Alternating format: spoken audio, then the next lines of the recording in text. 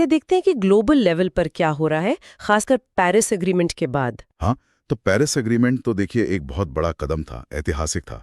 लेकिन असली काम तो उसके बाद शुरू हुआ कि भाई इसको लागू कैसे किया जाए। हाँ, बिल्कुल। और इस सिलसिले में मोरक्को में जो COP22 बैठक हुई थी, वो काफी अहम रही। अच्छा, COP22। हाँ, वहाँ देशों ने ये तय किया कि पेरिस एग्रीमेंट के जो नियम कायदे हैं, जो प्रक्रियाएं हैं, उनको बनाने के लिए 2018 तक का एक लक्ष्य रखा जाए। अच्छा, मतलब रूल्स बनाने का काम वहां से तेज हुआ।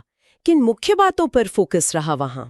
देखिए, कई टेक्निकल चीज़ों पर काम शुरू हुआ, जैसे देशों के जो NDCs हैं, मतलब उनके राष्ट्रीय लक्ष्य, उनको लेकर क्या गाइडलाइंस होंगी, हम्म।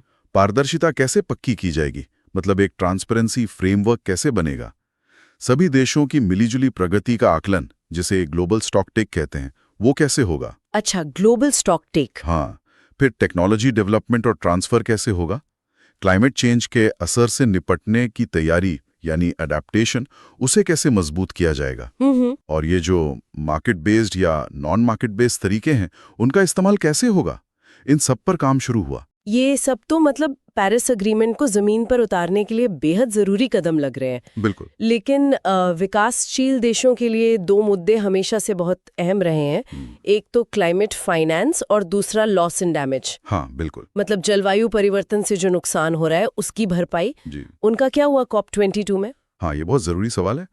लॉस एंड डैमेज पर एक 5 साल का वर्क प्लान तय हुआ। ओके। और विकसित देशों ने जो वादा किया था कि 2020 तक विकासशील देशों के लिए हर साल $100 बिलियन क्लाइमेट फाइनेंस जुटाएंगे। हाँ, वो $100 बिलियन वाला वादा। हाँ, उसको पूरा करने के लिए एक रोड मैप भी जारी किया।